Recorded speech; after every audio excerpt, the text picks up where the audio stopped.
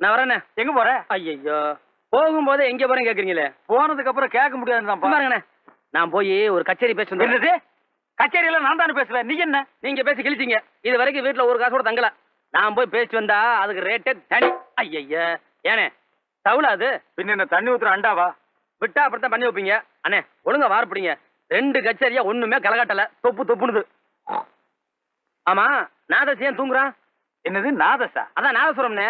ஓ, ஷார்ட்ல சொல்றியா? ஆமா. என்ன வர வர நீ ரொம்ப ஷார்ட்கட்ல போற? அப்படி ஆயிடுச்சுனே. அவ்வளவு பேசாம வார பிடிங்க.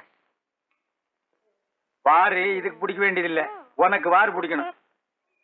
டிக்கெட்டை கேட்டு வாங்க, கேட்டு வாங்க. எங்கே போனோம்? கிழக்குப்படி போகணும். போய் உட்காருங்க.